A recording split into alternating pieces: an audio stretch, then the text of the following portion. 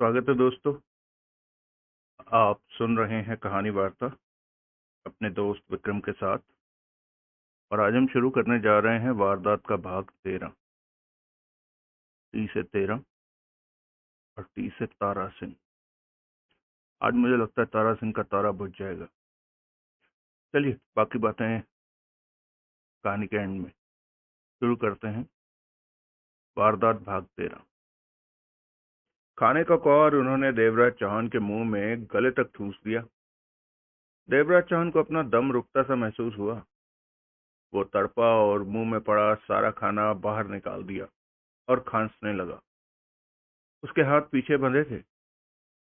उसे कुर्सी पर बिठाकर खाना खिलाया जा रहा था, जबकि देवराज चौहान कई बार खाना खाने को मना कर चुका था। देवराज चौहान को मुंह से खाना उगलते देख तीनों बदमाश ठहाका मारकर हंस पड़े। उनकी इस हंसी ने देवराज चौहान पर जले पर नमक का काम किया। उसके होंठों से गुर्राहट निकली, आंखों में क्रोध की लाली उभर आई। मुंह घुमाकर बांह से उसने होंठ साफ किए। क्या वह? एक ने देवराज चौहान की नाक पकड़कर हिलाई। इतना बड़ा हो गया तुझे तेरी माँ ने खाना खाना नहीं सिखाया जो उसे मुंह से बाहर उगल रहा? हरामजादे! देवराज चौहान के होंठों से फुफकार निकली। मेरी माँ ने खाना खाना सिखाया था, बहुत ही अच्छी तरह सिखाया था, लेकिन तेरी माँ ने तुझे खाना खिलाना नहीं सिखाया। देवराज चौहान के शब्द सुनते ही बदमाश दांत भींचकर आगे बढ़ा और देवराज चौहान के सिर के बाल मुट्ठी में पकड़कर उसे कुर्सी से उठाया और चेहरे पर जोरदार घूंसा जड़ दिया। देवराज चौहान के होंठों से कराह निकली और वो दूर जा लुढ़का। घूंसा इतना जबरदस्त था कि उसके होंठों के कोनों से खून की पतली सी रेखा बह निकली। भीतर का गाल फट गया था। नीचे पड़े ही पड़े देवराज चौहान ने खूनी निगाहों से उसे निहारा। तभी दूसरा आगे बढ़ा और उसकी बांह पकड़कर उसे जबरदस्ती उठाया। साथ ही तगड़ा घूंसा पुनः उसके चेहरे पर जड़ा। इस बार देवराज चौहान लड़खड़ाया, गिरा नहीं। हमसे ठीक तरह बात कर, उसने शब्दों को चबाकर सख्त स्वर में कहा। तुम जैसों से ऐसे ही बात की जाती है? देवराज चौहान गुर्राया। तभी उस आदमी का घूंसा चला। देवराज चौहान इस बार होने वाले हमले के प्रति सावधान था। उसके हाथ बंधे हुए थे, परंतु टांगे अवश्य आजाद थी। इससे पहले कि वो घूंसा उसे पड़ता, उसने फौरन ही अपनी जगह छोड़ सामने वाले का घूंसा खाली गया। इससे पहले कि वो संभल पाता, देवराज चौहान के जूते की ठोकर तूफान के वेग की भांति उसकी कमर पर पड़ी। वार इतना जबरदस्त था कि उसके पांव उखड़ गए। 2 क्षण के लिए उसका शरीर हवा में लहराया, फिर दीवार से उसका चेहरा जा लगा। धप! उसके होंठों से तीव्र चीख निकल गई। चेहरा दीवार से लगने के कारण उसकी बुरी हालत हो गई थी। नाक की हड्डी टूट गई थी। आगे के 2 दांत मुंह में घूमने लगे थे। नाक और मुंह से बेइंतहा खून बहने लगा था। उसने दोनों हाथों से चेहरा ढांपा तो पल भर में ही दोनों हाथ खून से भर गए थे। उसकी चीखें बराबर गूंज रही थी। तड़पते हुए वो नीचे बैठ गया। देवराज चौहान की आंखों में मौत के शोले नाच रहे थे। अन्य 2 बदमाशों के चेहरों पर क्रूरता के भाव छा गए। ये तो हम पर वार करता है। मरना तो इसे है ही, पहले इसके हाथ पांव तोड़ते हैं। कहते हुए एक ने जेब से चाकू निकाल लिया। ये चीखेगा, आवाज बाहर तक जाएगी। नहीं जाएगी, बंगले से सड़क दूर है। जा तो सकती है। ठीक है, जब ये चीखे तो साले की गर्दन दबा देना। मारना तो इसे है ही। दूसरे ने सिर हिलाते हुए जेब से चाकू निकालकर हाथ में ले लिया। फिर दोनों हाथ में थाम रखे चाकुओं को हिलाते हुए देवराज चौहान की तरफ बढ़ा। देवराज चौहान की आंखें धधक उठी। आंखों में बसे शोले जैसे बाहर निकलने लगे थे। वो उसी प्रकार खड़ा आगे बढ़ता उन्हें देखता रहा, और फिर जैसे बिजली कौंधी हो। देवराज चौहान का शरीर कब हवा में लहराकर आगे बढ़ते दोनों पर गिरा, वो समझ ही ना सके। देवराज चौहान उनसे टकराने के बाद सीधा अपने पांव पर खड़ा हो गया। उनके हलक से चीख निकली और वो कमरे में पड़े सामान से टकराते हुए नीचे जा गिरे। एक के हाथ से चाकू छूटकर देवराज चौहान के पांव के पास ही गिरा। देवराज चौहान फौरन पीठ के बल झुका और अपने बंधे हाथों से चाकू उठाकर हथेली में कसकर पकड़ लिया। तत्पश्चात घूमा और उठकर उन दोनों को देखने लगा, जो उठकर खड़े हो चुके थे। देवराज चौहान के होंठ मौत की मुद्रा में भिजे हुए थे। उसकी निस्तेज हो रही मौत के भावों से भरी आंखें उन दोनों से हटने का नाम नहीं ले रही थी। इसने मेरा चाकू उठा लिया है। उठा लेने दे, खुश हो लेने दे बेचारे को। दूसरा खतरनाक लहजे में कह उठा। बंधे हाथों से वह चाकू का क्या इस्तेमाल करेगा? अब मैं इसे जिंदा नहीं छोड़ूंगा। 11 बज ही चुके हैं। इसका काम तमाम करके लाश को ठिकाने लगाते हैं। हरामजादा हमसे टकराता है। जिसका चेहरा दीवार से टकराया था वो तो अर्ध बेहोशी की हालत में नीचे पड़ा गहरी गहरी सांसें ले रहा था। उसे फौरन डॉक्टर की आवश्यकता थी, परंतु इन दोनों के पास इतनी फुर्सत नहीं थी कि अपने साथी की हालत की तरफ ध्यान दे पाते। चाकू थामे वो बदमाश धीरे धीरे आगे बढ़ा। ऐसा करते हुए वो एकटक देवराज चौहान की आंखों में झांके जा रहा था और देवराज चौहान उसकी आंखों में। दोनों एक दूसरे की जान लेने पर आमादा थे। उसका साथी पीछे वहीं खड़ा था। उसे पूरा विश्वास था कि देवराज चौहान तो अब गया। एकाएक वो देवराज चौहान पर झपटा। होठों से अजीब सी गुर्राहट निकली। देवराज चौहान फौरन उछलकर उसके रास्ते से हट गया। वो अपनी झोंक में आगे गया और सोफे से टकराकर सीधा हो गया। अगले ही क्षण होठों से गुर्राहट निकली। अब उसके चेहरे पर क्रोध ही क्रोध नजर आ रहा था। देवराज चौहान आंखों में मौत के भाव लिए उसे देखे जा रहा था। पीठ पीछे बंधे हाथों में उसने चाकू को कसकर थाम रखा था। इस समय उसका चेहरा कोई देखता तो भय से कदम भर तो अवश्य पीछे हो जाता। वो पुनः देवराज चौहान की तरफ बढ़ा। एक बार फिर जैसे बिजली कौंधी, देवराज चौहान का जिस्म हवा में लहराया। चाकू वाले को संभलने का जरा भी मौका नहीं मिला। देवराज चौहान के जूते की ठोकर वेग के साथ उसकी कनपटी पर पड़ी। उसके होंठों से कराह निकली। चाकू हाथ से निकलकर बंद खिड़की से जा टकराया। दोनों हाथों से उसने अपना सिर थाम लिया। कनपटी पर चोट करने के पश्चात देवराज चौहान हवा में ही सीधा होते हुए जूतों के बल फर्श पर आ खड़ा हुआ। दूसरे के प्रति वो सावधान था कि कहीं वो कोई हरकत न कर दे। निगाह उस पर भी थी जिसकी कनपटी पर उसने ठोकर मारी थी। उसने तो दोनों हाथों से सिर को थाम रखा था। आंखें बंद हो रही थी, चेहरे पर पीड़ा के चिन्ह थे। वो हक्का बक्का सा घूमे जा रहा था। देवराज चौहान फौरन समझ गया कि वो काफी दमदार व्यक्ति है, वरना जैसी ठोकर उसने मारी थी उससे अब तक तो उसे बेहोश हो जाना चाहिए था। ये खतरे का लक्षण था।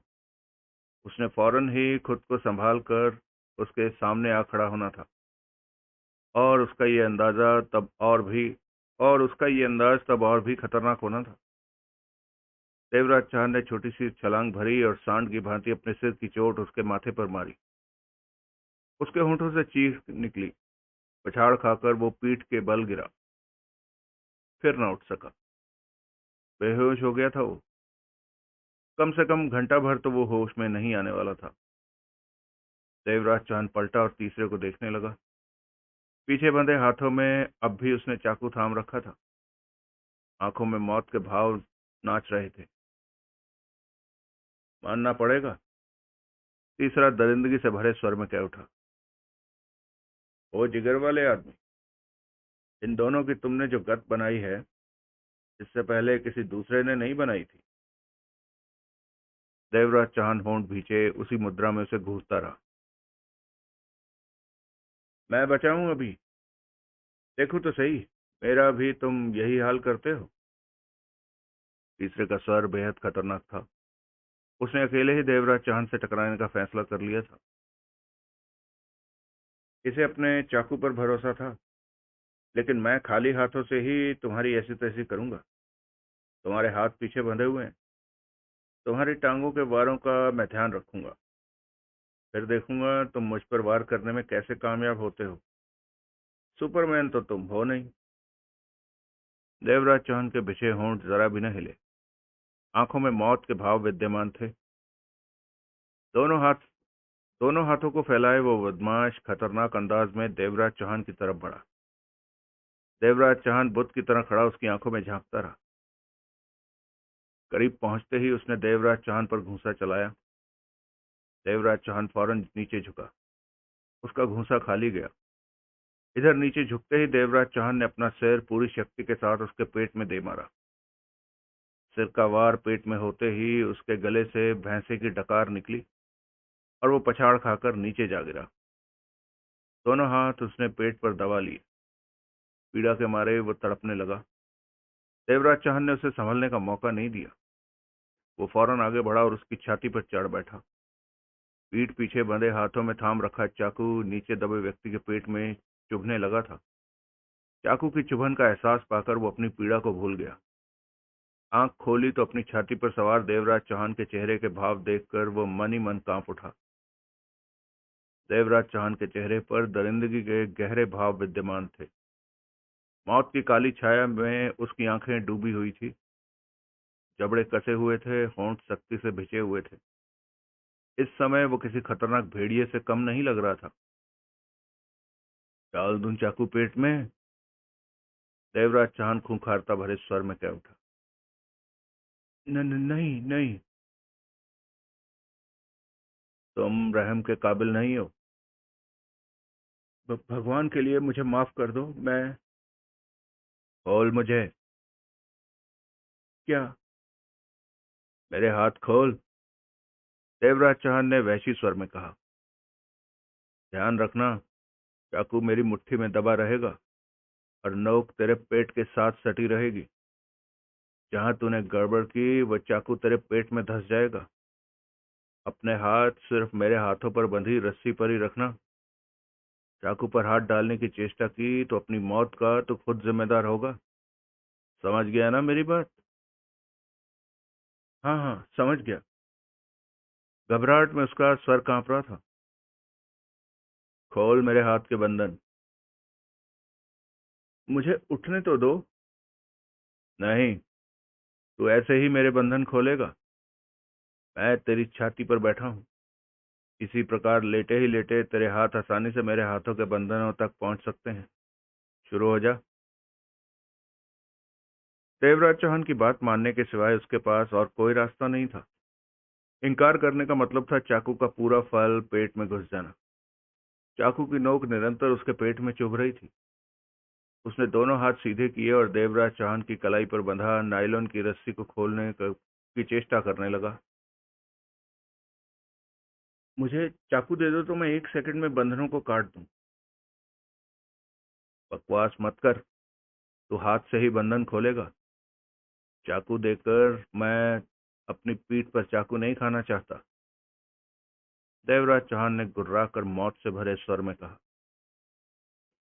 तत्पश्चात उसने 5 मिनट लगाए कलाइयों पर बंधी रस्सी खोलने में। बंधन खुलते ही देवराज चौहान की आंखों में चमक भर आई। वो उछलकर उसकी छाती से खड़ा हुआ और अगले ही पल उसने जो किया वो किसी को भी कपा देने के लिए काफी था। हाथ में पकड़ा चाकू खच्च के साथ पूरा का पूरा उसके पेट में घुसेड़ दिया।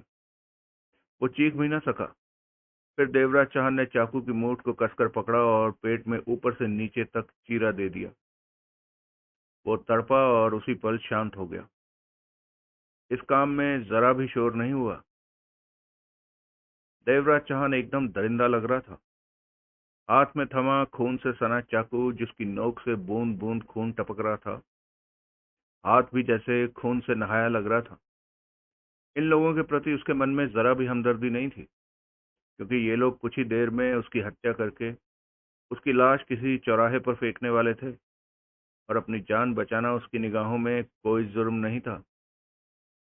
मौत का पुतला बने देवराज चौहान आगे बढ़ा और नीचे बेहोश पड़े दूसरे आदमी के पास पहुंचा। चाकू वाला हाथ उठा और खच्च के साथ उसके पेट में जा धंसा। उसी पल ही उसके पेट में भी चाकू का चीरा दे दिया। बेहोशी में ही वो तड़पा और देवराज चांद के चाकू बाहर निकालने से पहले ही ठंडा हो गया। पेट से खून उबल उबल कर बाहर आने लगा। देवराज चांद तीसरे के पास पहुंचा। चेहरे पर वैसी मौत नाच रही थी। वो करवट लिए पड़ा था। देवराज चांद ने जूते की करवट से उसे सीधा किया। उसके होंठों से तीव्र कराह निकली। दीवार से टकराने के कारण उसकी नाक पूरी पिचक गई थी। उसके दांत टूटे पड़े थे। बहुत बुरी हालत थी उसकी। परंतु देवराज चौहान के मन में इन दरिंदों के प्रति जरा भी हमदर्दी नहीं थी। देवराज चौहान ने उसका भी वही हाल किया जो पहले दो का किया था। फिर वो कमरे से लगे बाथरूम में गया और अपने हाथ मुंह धोए। खून से सना चाकू साफ किया। चाकू से अपनी उंगलियों के निशान साफ किए। फिर चाकू को बाथरूम में ही फेंक कर हाथ पहुंचने के पश्चात जब कमरे में पहुंचा तो ठिठक गया। चेहरा पुनः मौत के भावों से भर उठा। आंखों में वहशीपन झलक उठा था। दरवाजे के ठीक बीचों बीच तारा सिंह खड़ा था। उसके चेहरे पर बेहद खतरनाक भाव थे और हाथों में दबी रिवॉल्वर का रुख देवराज चौहान की तरफ था। अगला दृश्य। डॉक्टर बनर्जी हक्का बक्का बेहद परेशान और व्याकुल हो रहा था।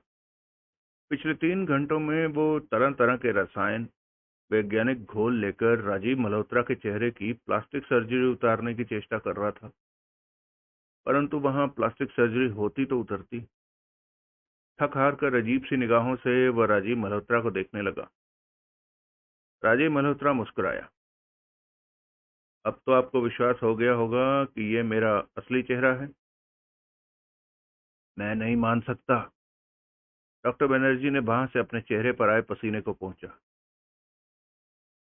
क्यों? अभी भी आपको मेरी बात पर अविश्वास है? राजीव मुस्कुरा रहा था। हाँ, क्योंकि मैंने खुद तुम्हारे चेहरे पर प्लास्टिक सर्जरी की थी। नहीं, आपने मेरे चेहरे पर नहीं, अशोक श्रीवास्तव के चेहरे पर सर्जरी की थी। मैं अशोक नहीं हूं। डॉक्टर बनर्जी ने अजीब सी निगाहों से उसे देखा। अब उसका विश्वास भी डोलने लगा था कि उसने जिसके चेहरे पर प्लास्टिक सर्जरी की थी वो ये नहीं, कोई और ही होगा। क्योंकि सर्जरी उतारने की 3 घंटे की अथाह मेहनत जो उसने की थी उसमें उसे कोई सफलता नहीं मिली थी। अब तक इतना तो पूर्णतः विश्वास हो गया था कि सामने बैठा चेहरा प्लास्टिक सर्जरी वाला नहीं है। तुम अशोक नहीं हो? डॉक्टर बनर्जी ने गहरी सांस ली। नहीं। फिर कौन हो? पहले सादे पानी से मेरा चेहरा साफ करो। आपके रसायन के घोल मेरे चेहरे की चमड़ी को खाए जा रहे हैं, राजीव मल्होत्रा ने कहा।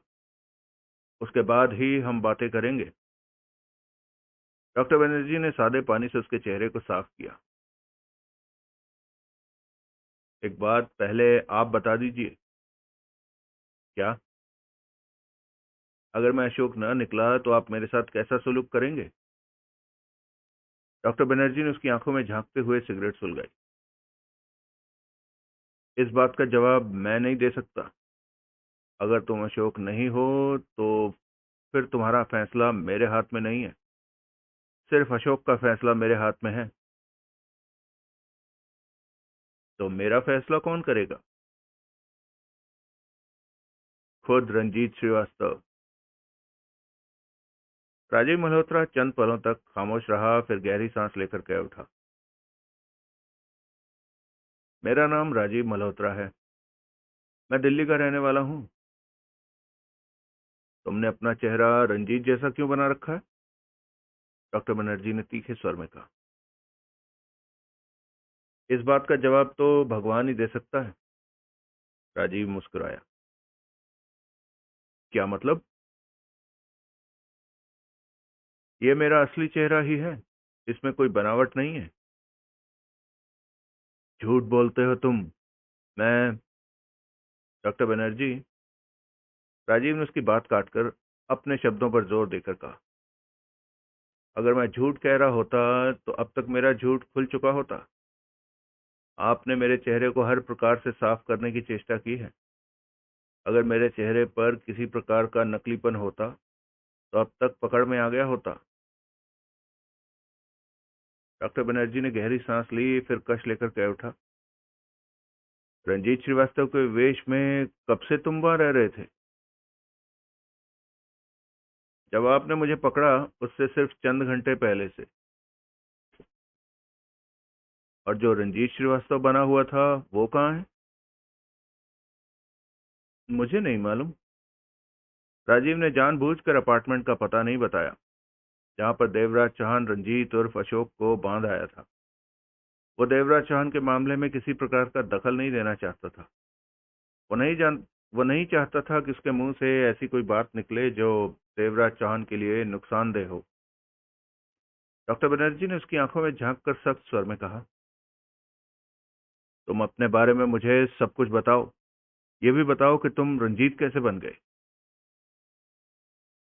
राजीव मल्होत्रा ने दिल्ली में की बैंक डकैती वगैरह के बारे में सब कुछ बताया। नकाबपोश और अपनी मौत का भी जिक्र किया।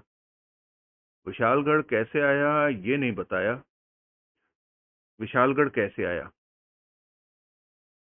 नहीं बताया तो सिर्फ देवराज चौहान के बारे में नहीं बताया। बाकी की हर बात सच सच कह डाली थी उसने। अगर आपको मेरी बात पर यकीन ना हो तो दिल्ली जाकर पता कर सकते हैं। आज सुबह ही इंस्पेक्टर सूरज भान जो कि दिल्ली में ये केस डील कर रहा था वो अब विशालगढ़ में है और उसने राजीव मल्होत्रा के रूप में मुझे पहचाना भी। परंतु तब मैं रंजीत था और वो मुझ पर हाथ डालने का हौसला नहीं कर सका था। लेकिन वो चुप नहीं बैठने वाला। बहुत जल्द कुछ ना कुछ तो करेगा ही। यानी कि मैंने जो कहा वो सच है। तो फिर रंजीत बना अशोक कहाँ है? कहा तो मैं नहीं जानता इस बारे में कि उस नकाबपोश ने उसे कहाँ रखा है। बस इतना जानता हूं कि उसने अशोक और रंजीत को वहां से हटाकर मुझे वहां रंजीत श्रीवास्तव बनाकर भेज दिया था ताकि रंजीत की दौलत इकट्ठी करके उसे सौंप सकूं। इससे ज्यादा बताने को मेरे पास कुछ भी नहीं है। अगर आप मुझे पुलिस में देना चाहते हैं तो आपकी मर्जी, लेकिन इससे आपको कुछ हासिल नहीं होगा। आप लोगों के साथ जो भी बीती और अब आप जो भी करना चाहते हैं इन बातों का मुझसे कोई संबंध नहीं है। मैं तो यही कहूंगा कि पुलिस में देने की अपेक्षा आप मुझे छोड़ दीजिए, क्योंकि मेरी आप लोगों से कोई दुश्मनी नहीं है। मैंने तुम्हें पहले ही कहा था कि अगर तुम अशोक नहीं तो तुम्हारे बारे में फैसला रंजीत करेगा। डॉक्टर बनर्जी ने गंभीर स्वर में कहा, क्योंकि मैं सिर्फ अशोक को ही सजा देने का हकदार हूं। ठीक है, आप रंजीत से बात कर लीजिए। मैं यहीं पर इंतजार करता हूं। ऐसे नहीं, तुम मेरे जाने के बाद यहां से फरार भी हो सकते हो, भाग सकते हो। निश्चिंत रहिए, मैं कहीं नहीं जाऊंगा आपके आने तक। अब मैंने लोगों पर विश्वास करना छोड़ दिया है। डॉक्टर बनर्जी ने एक एक शब्द चबाकर कहा। राजीव मल्होत्रा प्रश्न भरी निगाहों से डॉक्टर बनर्जी को देखने लगा। मैं तुम्हें बांध कर जाऊंगा। आपकी मर्जी। कुछ ही देर में डॉक्टर बनर्जी राजीव मल्होत्रा के हाथ पांव अच्छी तरह बांध चुका था। जा रहे हो? हाँ, रंजीत श्रीवास्तव से करूंगा तुम्हारे बारे में बात। कब तक लौटोगे? जल्दी ही। अगला दृश्य। रंजीत श्रीवास्तव ने डॉक्टर बनर्जी की सारी बात सुनी तो वो ठगा सा खड़ा रह गया। कई पलों तक तो उसके मुंह से कोई बोल ही न फूटा। अवाक सा बनर्जी का चेहरा देखता रहा। क्या बात है रंजीत साहब? डॉक्टर बनर्जी ने ही उसे टोका। वो मेरा हमशक्ल है? रंजीत के होंठों से निकला। जी हाँ, वो आपका हमशक्ल है। रंजीत कुछ न कह सका। आपकी तबीयत तो ठीक है? डॉक्टर बनर्जी ने ध्यानपूर्वक उसके चेहरे के चढ़ते उतरते भावों को देखा। रंजीत श्रीवास्तव के होंठों से गहरी सांस निकल गई। आगे बढ़कर वो कुर्सी पर जा बैठा। डॉक्टर, तुम इस बात को नहीं जानते मैं भी नहीं जानता था, परंतु मेरे पिताजी बताया करते थे, हम दो जुड़वा भाई पैदा हुए थे, बिल्कुल एक जैसे, एक ही चेहरे के। कई बार तो हमारी माँ को धोखा हो जाता था। क्या कह रहे हैं आप? अब बनर्जी के हैरान होने की बारी थी। सुनते जाओ डॉक्टर, रंजीत श्रीवास्तव धीमे स्वर में कहे जा रहा था। ये तब की बात है जब हम 2 साल के हो गए थे, दोनों भाई। हमारे यहाँ एक नौकर हुआ करता था, बनारसी दास नाम था उसका। शराबी, जुआरी था। उसकी आदतें बिगड़ती जा रही थी। अपनी आदतों से ही मजबूर होकर एक दिन उसने पिताजी की पैंट की जेब से 500 रुपए निकाले तो पिताजी ने उसे पकड़ लिया। तब पिताजी ने उसे बहुत मारा और उसे निकाल दिया। बनारसी दास का मन भी बहुत काला था। जाते जाते वो मेरे भाई को उठा ले गया। पिताजी ने बहुत तलाश करवाई उसकी, लेकिन वो नहीं मिला। कई साल वो अपने बेटे की खोज में लगे रहे। आओ, मैं तुम्हें पिताजी के हाथ की डायरी दिखाता हूँ। उसमें ये सब बातें उन्होंने लिख रखी हैं। रंजीत श्रीवास्तव डॉक्टर बनर्जी को बंगले के नीचे बने तहखाने में ले गया। इस तहखाने का पता अशोक को नहीं था, नहीं तो यहाँ की कोई भी चीज अब तक सलामत न मिलती, रंजीत ने कहा, और एक तरफ रखी अलमारी खोलकर उसमें से डायरी निकाली। डायरी में मौजूद एक तस्वीर निकालकर बनर्जी को दिखाता हुआ बोला, ये देखो, हम दोनों भाइयों की तस्वीर है। बनारसी दास जब मेरे भाई को उठाकर ले गया था, उससे चंद रोज पहले की ही ये तस्वीर है, पिताजी बताया करते थे। डॉक्टर बनर्जी ने तस्वीर देखी। तस्वीर में 2 साल की उम्र के दो बच्चे एक जैसे कपड़े पहने दिखाई दे रहे थे। उन चेहरों में अद्भुत समानता थी। ऐसा लगता था जैसे एक ही बच्चे की तस्वीर को तस्वीर बनाने वाले ने दो जगह छाप दिया हो। बनर्जी कई पलों तक तस्वीर को देखता रह गया। ये डायरी पढ़ो डॉक्टर, पिताजी ने अपने हाथों से इस बारे में सब कुछ लिख रखा है। डॉक्टर बनर्जी ने डायरी पढ़ी। अब बोलो डॉक्टर, क्या कहते हो? मैं इस समय किसी भी प्रकार की राय देने की स्थिति में नहीं हूं, बनर्जी बोला। वो मेरा बचपन का बिछड़ा भाई है। मैं इतनी आसानी से आपकी बात का यकीन नहीं कर सकता रंजीत साहब। क्यों?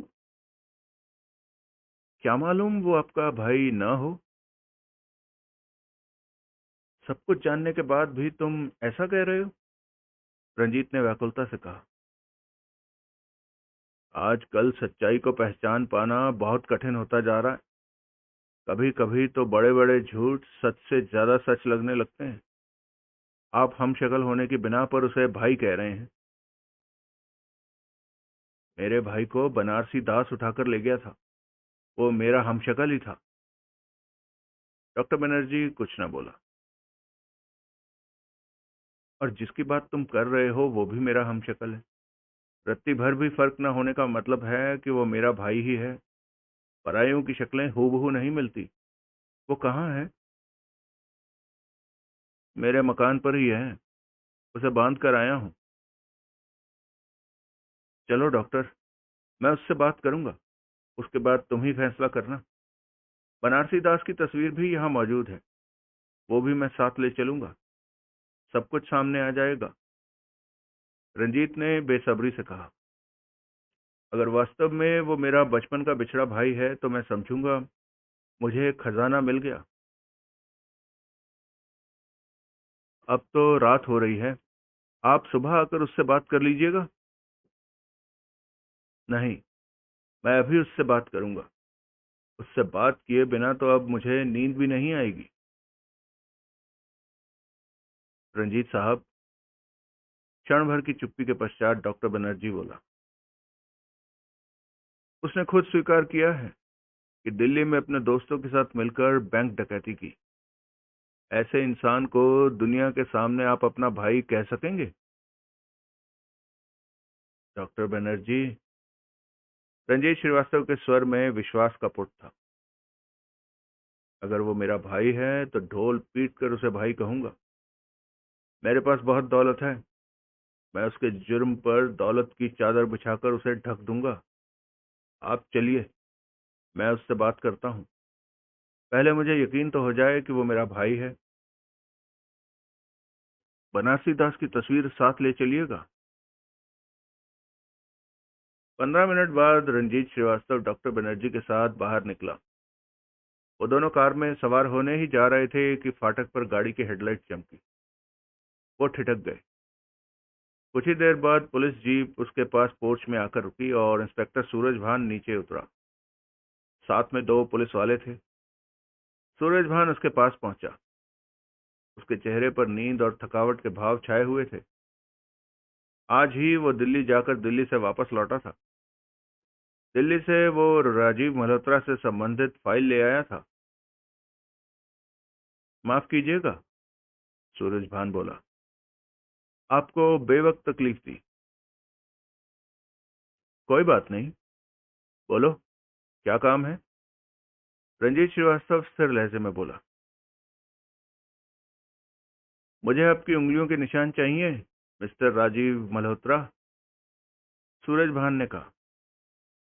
रंजीत श्रीवास्तव के चेहरे पर हल्की सी मुस्कान उभरी। मैं रंजीत श्रीवास्तव हूं। अवश्य होंगे, लेकिन पहले मैं आपको राजीव मल्होत्रा के रूप में जान चुका हूं। जब तक मेरी तसल्ली नहीं होती तब तक मैं आपको राजीव मल्होत्रा ही समझूंगा, सूरज भान ने स्थिर लहजे में कहा। मुझे पूरा विश्वास है कि आप मेरी बात का बुरा नहीं मानेंगे और अपने फिंगरप्रिंट दे देंगे। कानून की तसल्ली के लिए मैं सब कुछ करने को तैयार हूं, रंजीत श्रीवास्तव ने मुस्कुराकर कहा। वो जानता था उसकी उंगलियों के निशान राजीव मल्होत्रा की उंगलियों से नहीं मिलेंगे और बाद में इस इंस्पेक्टर को मानना ही पड़ेगा कि यहां सिर्फ रंजीत श्रीवास्तव ही रहता है। कहाँ लेंगे आप मेरी उंगलियों के निशान? अगर आप शीशे के गिलास पर दे दें तो आपकी बड़ी मेहरबानी होगी। शीशे के गिलास पर ही क्यों? क्योंकि वहां पर निशान बहुत स्पष्ट आते हैं। नौकर को बुलवाकर रंजीत ने शीशे का गिलास मंगवाया। जैसे कि इंस्पेक्टर सूरज भान ने अपने हाथों से रुमाल निकालकर साफ किया, फिर उस पर रंजीत की उंगलियों की छाप ली। अब तो खुश होना इंस्पेक्टर, रंजीत बोला। जी, मुझे पूरा यकीन है कि इस मामले को लेकर भविष्य में तुम इस तरफ नहीं आओगे। अगर उंगलियों के निशान नहीं मिले तो नहीं आऊंगा, सूरज भान ने मुस्कुराकर कहा और गिलास को रुमाल में लपेटे दोनों पुलिस वालों के साथ जीप में वहां से चला गया। इंस्पेक्टर की इस हरकत से साबित होता है कि राजीव मल्होत्रा जो कहता है वो ठीक है, डॉक्टर बनर्जी बोला। रंजीत श्रीवास्तव सोच भरे अंदाज में सिर हिलाकर रह गया। आपके फिंगरप्रिंट दे देने से राजीव मल्होत्रा निर्दोष साबित हो जाएगा, बनर्जी ने पुनः कहा। हाँ, यूं समझो पुलिस की निगाह में तो वो निर्दोष हो ही गया, क्योंकि मेरी उंगलियों के निशान उसकी उंगलियों के निशानों से नहीं मिलेंगे और इस इंस्पेक्टर को तसल्ली हो जाएगी कि वो गलत राह पर है।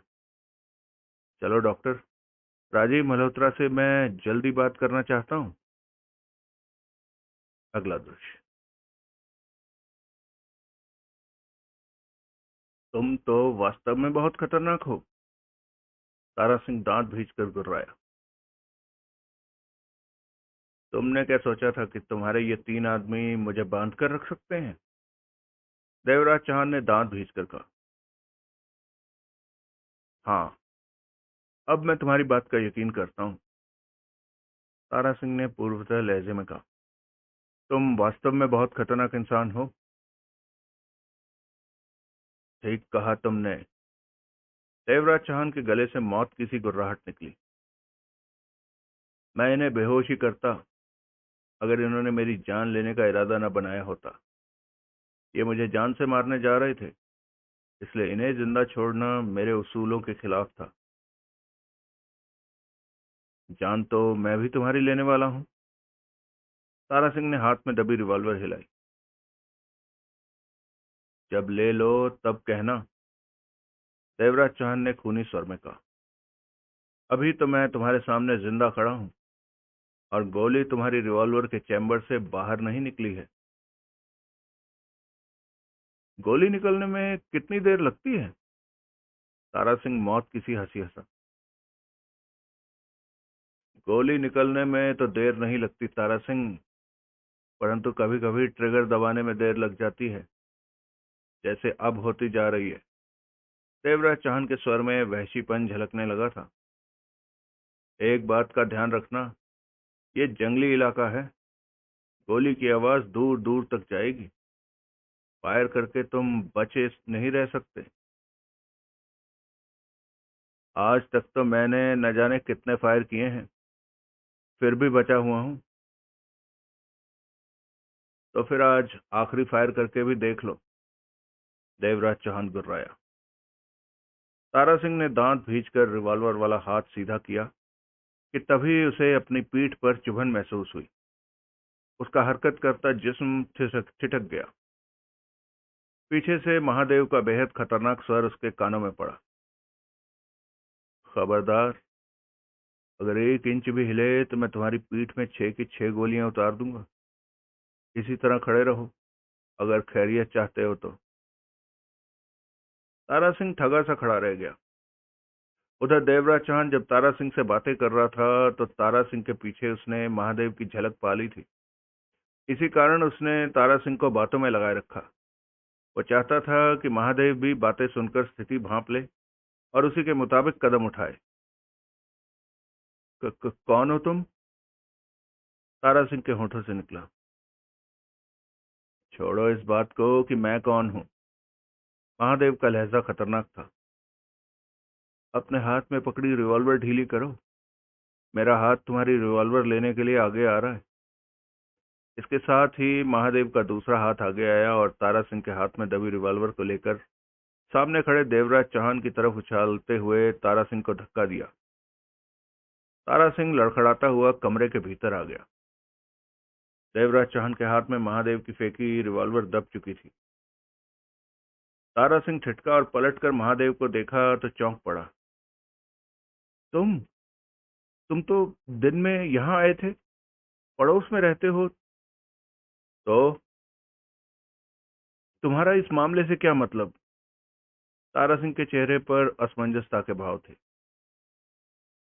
कोई मतलब नहीं, कोई वास्ता नहीं, यूं ही टहलते हुए इस तरफ निकल आया था। महादेव ने लापरवाही से कहा। तुम्हारी रिवॉल्वर कहाँ है? तारा सिंह ने एकाएक होंठ भींच कर कहा। रिवॉल्वर? कैसी रिवॉल्वर? महादेव हौले से हंस पड़ा। जो तुमने मेरी पीठ पर लगाई थी। मैंने कब कहा कि मैंने कोई रिवॉल्वर तुम्हारी पीठ से लगा रखी थी? मैं तो मजाक कर रहा था। रिवॉल्वर का मेरे पास क्या काम? मैंने तो अपनी उंगली तुम्हारी पीठ पर गड़ाई थी। तारा सिंह का चेहरा क्रोध से स्याह पड़ गया। उसके दांत भिज गए। तारा सिंह, देवराज चौहान मौत के से स्वर में कह उठा। मैंने तुम्हें कहा था ना कि तुम ट्रिगर दबाने में देर कर रहे हो। देख लिया अपनी देर का नतीजा। बाजी तुम्हारे हाथों से निकल चुकी है। हाँ। तारा सिंह ने फौरन अपना सिर हिलाया। मानता हूं, तुम वास्तव में जीत गए, और तुम्हारी हार का मतलब तुम्हारी मौत है। छोड़ो इन बातों को।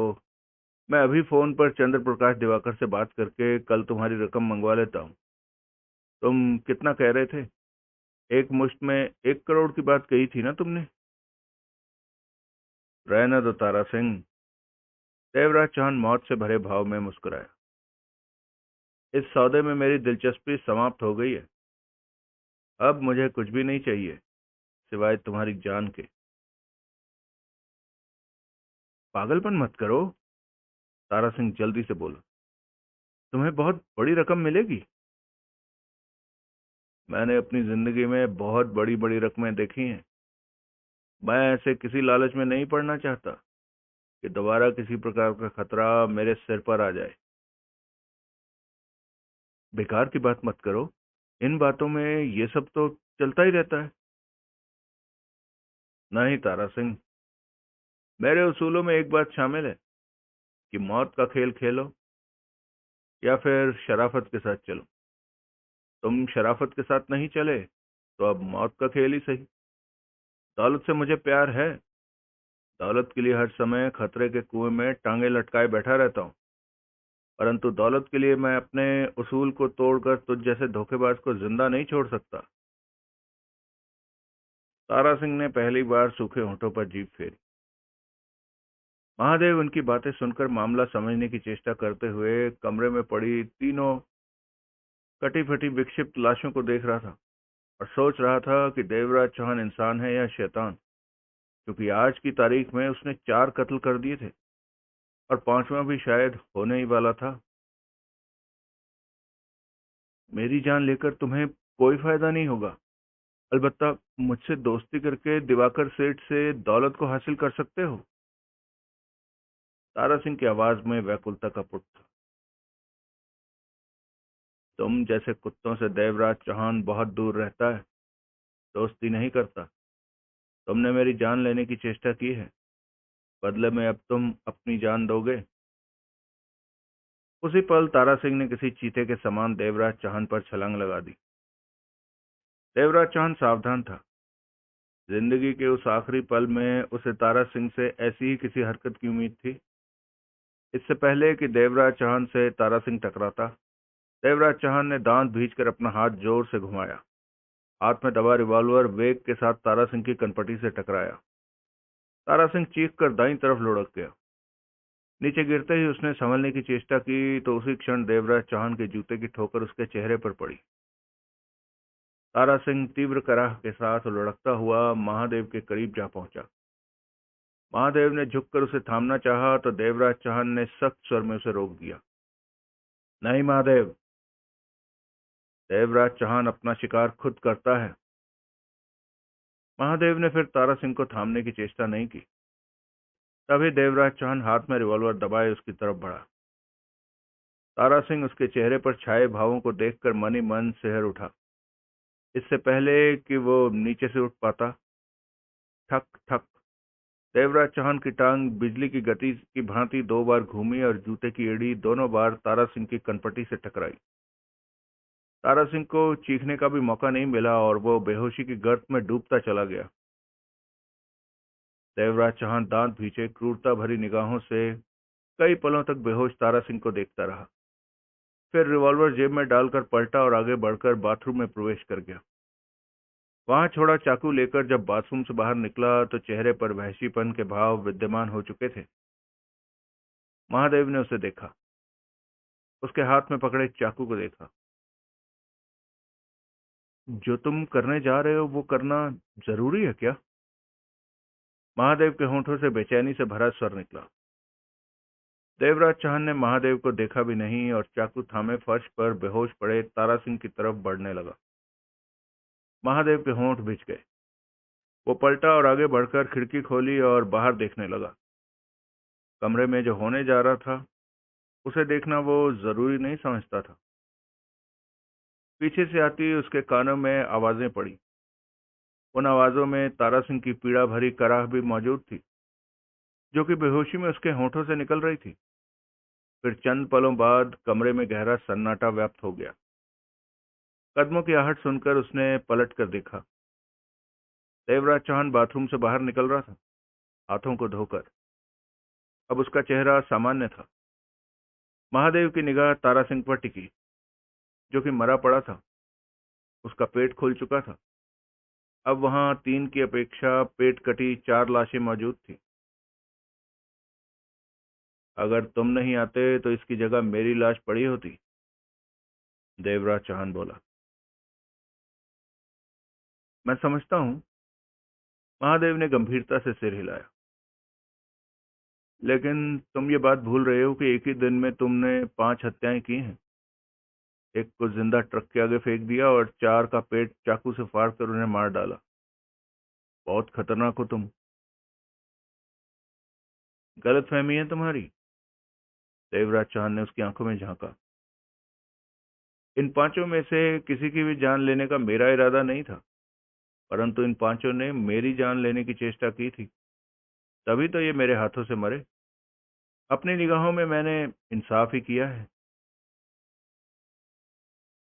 मैं इस बारे में अपनी राय देना ठीक नहीं समझता। तुमने जो कर दिया, बात खत्म। अब एक बात मेरी सुन लो। यहाँ तक तो ठीक है, परंतु बंगले के भीतर उन तीनों युवकों को तुमने खामखा हाथ लगाने की चेष्टा की तो फिर ठीक नहीं होगा। चिंता मत करो, उनके लिए मेरे मन में ऐसा कोई विचार नहीं है। ये मेरी जान के दुश्मन नहीं बने, इसलिए मैं उनका ये हाल नहीं करूंगा। यूं समझो कि वो तीनों मेरे लिए अनजान हैं। महादेव के चेहरे पर तसल्ली के भाव आए। तुम यहाँ कैसे आ पहुंचे? बातें बाद में, यहाँ से निकलो। जवाब में देवराज चाहन ने सिर हिला दिया। अगला दृश्य। दोनों खामोशी से बंगले से बाहर निकले और बगल वाले बंगले के बाहर खड़ी कार तक पहुंचे। महादेव ने देवराज चौहान को बताया कि किस प्रकार उसे शक हुआ और वो बंगले में जा पहुंचा। सब कुछ तो बताया महादेव ने, परंतु नोटों से भरे सूटकेस की बात गोल कर गया। तुमने वास्तव में मुझ पर एहसान किया है। मैं तुम्हारे इस एहसान का बदला चुकाना चाहता हूँ। वो कैसे? महादेव ने देवराज चौहान को देखा। तुम मेरा थोड़ा सा साथ दो। एक दो दिन के लिए एक आदमी की निगरानी करनी है। वो इस समय मेरी कैद में है। बदले में तुम जो चाहोगे मिलेगा। मोटा माल मिलेगा। पक्की बात? देवराज चौहान का वादा है ये। उसके चेहरे पर पहली बार मुस्कान उभरी। ठीक है, मोटा माल देने का वायदा कर रहे हो तो फिर इनकार नहीं कर सकता। वैसे भी एक भारी गड़बड़ हो गई है। महादेव ने लंबी सांस लेते हुए कहा। क्या? जिस बुढ़िया का भाई बनकर मैं रह रहा था और सोच रहा था कि उसकी जमीन जायदाद अपने नाम करवा लूंगा, उसका कोई दूर का रिश्तेदार निकल आया है। उसका खत आया है और वो 3-4 दिन में आ रहा है। यानी कि तुम्हारा पत्ता साफ? देवराज चौहान हंसा। हाँ, मेरी सारी कोशिश बेकार गई। वो अपना सब कुछ उस रिश्तेदार को दे देगी। किस्मत अपनी अपनी। ऐसे खेल खत्म होते देर नहीं लगती। देवराज चौहान कार का दरवाजा खोलकर भीतर बैठते हुए बोला। आओ बैठो, चलें। महादेव भीतर भीतर बैठा तो देवराज चौहान ने कार आगे बढ़ा दी। महादेव, कार ड्राइव करते हुए देवराज चौहान सिगरेट सुलगाते हुए बोला। मेरा सूटकेस कहाँ रखा है? सूटकेस? कौन सा सूटकेस? महादेव ने लापरवाही से कहा। वही जो कार की पिछली सीट पर पड़ा था। मुझे नहीं पता, ना ही मैंने कोई सूटकेस कार में पड़ा देखा था। झूठ बोलना बुरी बात है महादेव। उसमें नोट भरे पड़े थे, ये तो तुम जान ही चुके होंगे। अच्छा, मुझे नहीं मालूम था। कितने नोट थे उसमें? 90 लाख। 90 लाख? क्षण भर के लिए महादेव हड़बड़ा उठा। लगता है सूटकेस में तुमने झांक तो लिया, लेकिन नोटों को गिना नहीं। महादेव की समझ में नहीं आया कि क्या कहे। वैसे मुझे तुम पर इतना तो भरोसा है कि तुमने सूटकेस जहां भी रखा होगा वहां किसी दूसरे का हाथ नहीं पहुंच सकेगा। देवराज चौहान ने बगल में बैठे महादेव पर निगाह मारी। तुम खामखा मुझ पर शक कर रहे हो। मुझे क्या मालूम तुम्हारा सूटकेस कहाँ है? महादेव ने जल्दी से कहा। किसी के नोटों को छूना तो मैं बिल्कुल पाप समझता हूँ। सूटकेस को छूना तो पाप नहीं है। वैसे महादेव, जहां तुमने सूटकेस रखा है वहां तो कोई दूसरा पहुंच गया तो जानते हो पूरा 20 लाख हाथ से निकल जाएगा। उस तक कोई नहीं पहुंच सकेगा। मैंने महादेव ने तुरंत होंठ भींच ली। देवराज चौहान हौले से हंस पड़ा। बंगले में रखा है ना? हाँ, महादेव ने गहरी सांस लेकर कहा। जो बात वो कबूल नहीं करना चाहता था वो गलती से उसके मुंह से निकल गई थी। तुम नोटों से भरा सूटकेस लेकर भागे नहीं, मुझे देखने आ गए। क्यों? गलती हो गई। मुझे वास्तव में सूटकेस के साथ खिसक जाना चाहिए था, लेकिन मन में उत्सुकता थी कि नोटों से भरा सूटकेस बाहर कार में छोड़कर तुम दोपहर से भीतर क्या कर रहे हो? महादेव ने सिर हिलाकर कहा। मैंने तुम्हारी जान बचाई है। तुम्हारी जान की कीमत नोटों से भरा वो सूटकेस तो होना ही चाहिए। अब वो मेरा है, तुम उसके हकदार नहीं हो। भूल जाओ उसे। इसका मतलब तुमने जबरदस्ती ही अपने एहसान की कीमत वसूल कर ली? और क्या, मांगने की मेरी आदत नहीं है। अगर मैं कहूँ सूटकेस मुझे वापस दे दो तो सवाल ही पैदा नहीं होता। अब वो सिर्फ मेरा है। देवराज चौहान मुस्कुराकर रह गया, एक शब्द भी नहीं बोला। कुछ आगे जाकर पब्लिक फोन बूथ से सामने कुछ आगे जाकर पब्लिक फोन बूथ के सामने उसने कार रोकी। नीचे उतरने लगा तो महादेव बोला, कहाँ जा रहे हो? फोन करने। कहने के पश्चात देवराज चौहान कार से निकला और बूथ में प्रवेश कर गया। कुछ ही पलों के बाद संबंध बनने पर वो इंस्पेक्टर सूरज भान से बात कर रहा था। इंस्पेक्टर सूरज भान के पास कुछ देर पहले ही रंजीत श्रीवास्तव की उंगलियों के निशानों का रिजल्ट आया था। साथ में रिपोर्ट भी नथी थी कि उसकी उंगलियों के निशान फाइल में मौजूद राजीव मल्होत्रा की उंगलियों से नहीं मिलते। दोनों जगहों पर उंगलियों के निशान अलग अलग व्यक्तियों के हैं। इस रिपोर्ट के साथ ही सूरज भान का सारा जोश एकाएक ठंडा पड़ गया था, वरना वो तो सोचे हुए था कि राजीव मल्होत्रा जिंदा है। हेलो इंस्पेक्टर सूरज भान, मैं देवराज चौहान बोल रहा हूँ। कहो। मैं तुम्हें बहुत ही जबरदस्त खबर देना चाहता हूँ। सुनना चाहोगे? क्या? सूरज भान की आवाज में सतर्कता भर आई थी। दिल्ली में बैंक डकैती और हत्याओं के 3 मुजरिम इस समय विशालगढ़ में छुपे हुए हैं। अगर तुम फौरन मूव करो तो उन्हें पकड़ सकते हो। सुबह तक तो वो भाग भी सकते हैं। 3 मुजरिम? कौन से 3 मुजरिम? दिवाकर, हेगड़े और खेड़ा।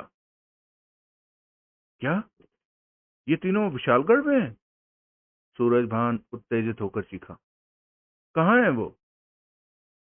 देवराज चौहान ने सूरज भान को उनके बंगले का पता बताया और रिसीवर रखकर बूथ से बाहर आ गया। चेहरे पर मुस्कान फैली थी। अगला दृश्य।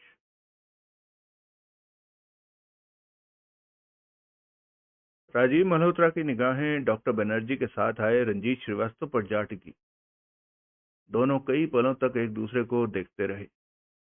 रंजीत कठिनता से खुद पर काबू पाए हुए था, क्योंकि उसे पूरा विश्वास था कि सामने बैठा इंसान उसका जुड़वा बचपन से बिछड़ा भाई है।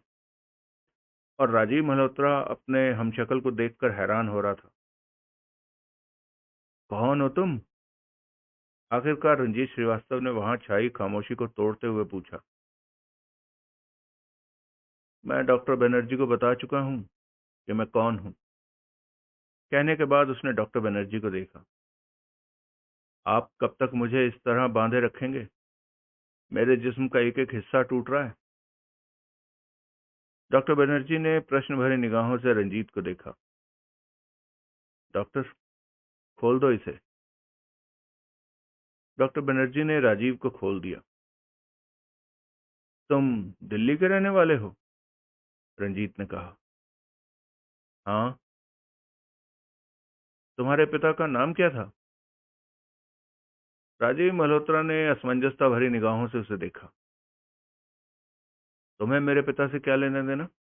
जो भी बात करनी है मेरी करो। जो मैंने पूछा है उसका जवाब दो, फिर मैं तुम्हारी बात का भी जवाब दे दूंगा। तुम्हारे पिता अब कहाँ हैं? नहीं है। राजीव मल्होत्रा ने गहरी सांस लेकर कहा, 10-12 साल पहले ही उनका स्वर्गवास हो चुका है। उनका नाम क्या है? बनारसी दास। रंजीत श्रीवास्तव का शरीर जोरों से कांपा। अगले ही पल उसने खुद पर काबू पा लिया। चेहरे पर एकाएक ही प्रसन्नता के भाव नाचने लगे। उसने गर्दन घुमाकर बनर्जी को देखा, जो उसे ही देखे जा रहा था। फिर बनर्जी ने गहरी सांस लेकर सिगरेट सुलगाई। तुम्हारे पिता बनारसी दास ने तुम्हें अपने बारे में और कुछ नहीं बताया? और और क्या बताते वो? राजीव मल्होत्रा की आंखें सिकुड़ गई। रंजीत ने सिर हिलाया और फिर जेब से बनारसी दास की पुरानी तस्वीर निकालकर राजीव के सामने करते हुए कहा, ये तुम्हारे पिता की तस्वीर तो नहीं?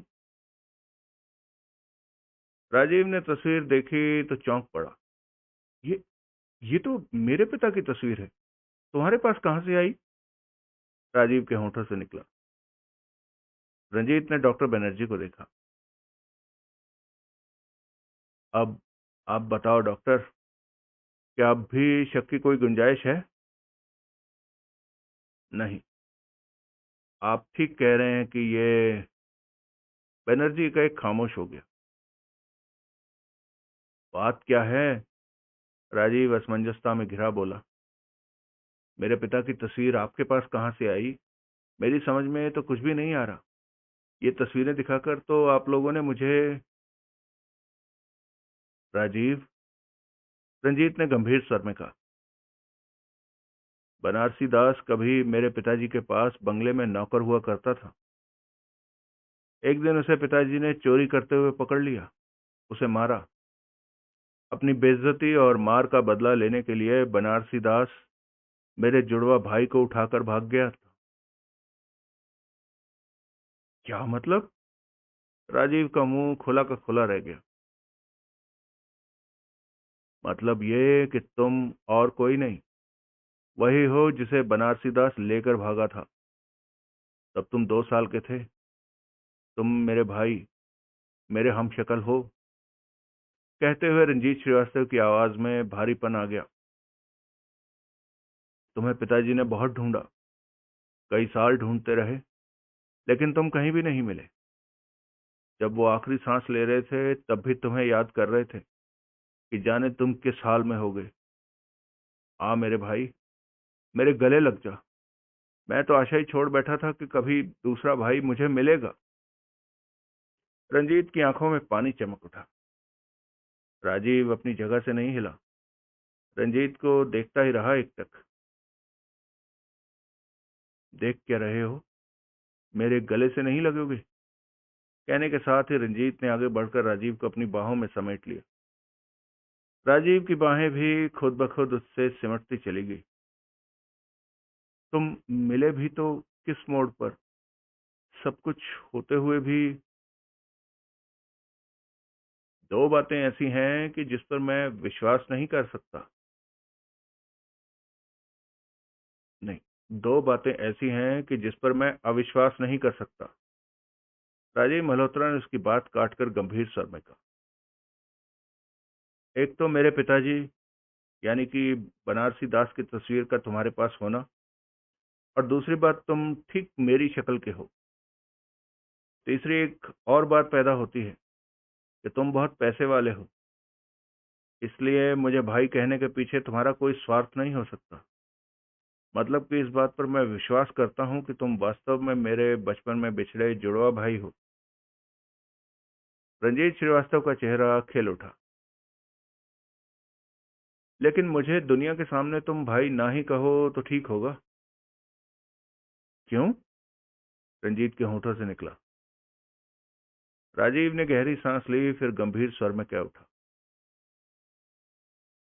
मैं बैंक डकैती और हत्याओं का मुजरिम हूं।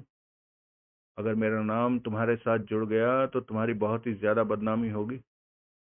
बेहतर होगा मुझसे रिश्ता कायम मत करो। बदनामी की वजह से मैं बरसों से बिछड़े भाई को नहीं छोड़ सकता, रंजीत श्रीवास्तव ने दृढ़ स्वर में कहा। तुम मेरे भाई हो और भाई ही रहोगे। क्योंकि अभी बैंक डकैती का मामला ताज़ा है, इसलिए 2-3 साल तुम्हारे रहने का इंतजाम कहीं और कर दूंगा। बाद में मामला ठंडा पड़ जाएगा। वैसे जो इंस्पेक्टर दिल्ली में तुम्हारे केस की तफ्तीश कर रहा था, उसने मुझे राजीव मल्होत्रा समझकर कुछ घंटे पहले ही मेरी उंगलियों के निशान लिए हैं। अब तक तो उसे तसल्ली भी हो गई होगी कि दिल्ली में रहने वाले राजीव का कोई भी वजूद विशालगढ़ में नहीं है। विशालगढ़ में उसकी शक्ल का रंजीत श्रीवास्तव रहता है। ये बात भविष्य में हमारे लिए फायदेमंद रहेगी। वो इंस्पेक्टर जब भी तुम्हें देखेगा रंजीत श्रीवास्तव ही समझेगा। तुम किसी बात की फिक्र मत करो, मैं सब ठीक कर दूंगा। राजीव कुछ कहना चाहकर भी कह न सका। तुम अभी मेरे साथ चलोगे? कुछ दिन तक मैं तुम्हारे ठिकाने का इंतजाम कर दूंगा। तब तक हम एक साथ किसी को नजर नहीं आएंगे। हम किसी को चौंकाना नहीं चाहते। तुम कमरे में बंद रहोगे तो मैं बाहर आऊंगा। मैं भीतर रहूंगा तो तुम बाहर रहोगे। एक बार तो तुम्हें खो दिया, परंतु अब मैं तुम्हें किसी भी मौके पर खोना नहीं चाहूंगा। राजीव के होठों पर बरबस ही मुस्कान उभरती चली गई। दोनों भाइयों के मिल जाने से डॉक्टर बनर्जी के चेहरे पर भी तसल्ली के भाव फैल गए। चलिए दोस्तों, इस कहानी को आज हम यहीं रोकते हैं। और ये पूरी वही 80s वाली फिल्म है ना। कौन सी फिल्म हो सकती है? मेरा भाई, वही शशि कपूर, या कह लो अमिताभ बच्चन भी था। डबल में तो राजेश खन्ना है ना। राम और श्याम तो दिलीप साहब की है, वो तो खैर पुरानी है। पर है वो भी, ये राम और श्याम वाली कहानी है। राम बहुत गरीब और श्याम बहुत उसके बाद 90s में आई थी किशन कन्हैया, वो ऐसी थी। वो सेम स्टोरी थी जिसको एक कोई उसमें आया उठा कर ले जाती है, इसमें नौकर उठा कर ले गया। और कैरेक्टर भी वैसे ही हैं किशन कन्हैया वाले। जो जो अमीर होता है वो शरीफ होता है, और जो गरीब होता है वो वक्त के थपेड़ों की मार खा खा कर काफी कुछ सीख चुका होता है। खैर काफी अच्छी रही। एक चीज अच्छी लिखी इसमें, जो मुझे अच्छी लगी वो ये थी। मुझे तो लगा कि महादेव बीच में टपक पड़ेगा, जो मैं सोच रहा था, और वो पिस्तौल लेकर देवराज चौहान को वापस पकड़ा देगा, और देवराज चौहान ऐसे ही छोड़ छाड़ के या कुछ भी। ये इतनी दरिंदगी निकलेगी ये नहीं मुझे पता था, पर ये भी ठीक है। खैर, आप लोग बताइएगा कैसी लगी आपको कहानी। एक बार फिर से रिक्वेस्ट है कि जिन लोगों ने सब्सक्राइब नहीं किया है वो सब्सक्राइब अवश्य कर लें। तो चलिए, मिलते हैं इसके अगले भाग में। तब तक आप सब सुखी रहें, स्वस्थ रहें, खुश रहें। जय हिंद, वंदे मातरम, जय श्री राम।